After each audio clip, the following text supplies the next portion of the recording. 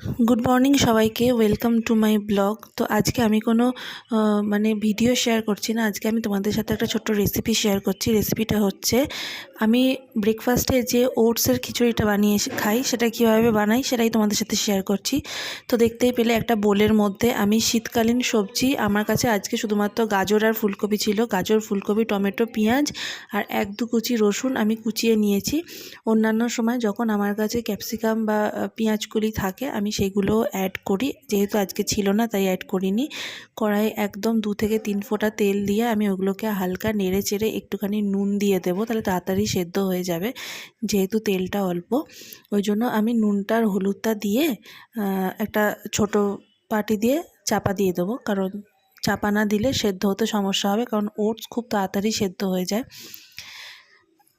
4 থেকে 5 মিনিট পর চাপাটা খুলবো, যেহেতু নুন দিয়েছিলাম সেদ্ধ অনেকটাই হয়ে গেছিলো। আর যেহেতু আমি একা ওটস খাবো ওই জন্য হাফ কাপ ওটস নিয়েছি, কারণ ওটসটা জলে ফুটলে আমার মনে হয় যে একটুখানি পরিমাণে বেড়ে যায়।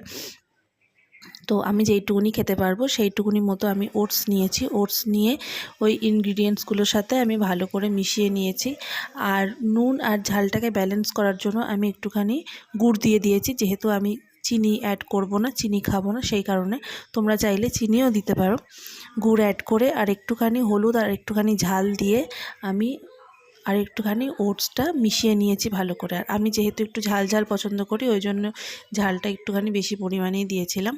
দিয়ে পরিমাণ মতো জল দিয়ে, যেহেতু আমি হাফ কাপ ওটস নিয়েছিলাম ওই জন্য আমি 1.5 কাপ মতো জল দিয়েছিলাম। পরিমাণ মতো জল দিয়ে আমি আবার চাপা দিয়ে দেবো, কারণ ওটসের সাথে সবজিগুলো ভালো করে যাতে সেদ্ধ হয়ে যায়। তখন আমি 75% মতো সবজিগুলো সেদ্ধ করে নিয়েছিলাম। তো 5 থেকে 10 মিনিট পর ঢাকাটা খুললাম আর এরকম একটা খিচুড়ি তৈরি হয়েছিল। যারা ওটস খেতে পছন্দ করে না এরকম করে বানাবে, খুব ভালো।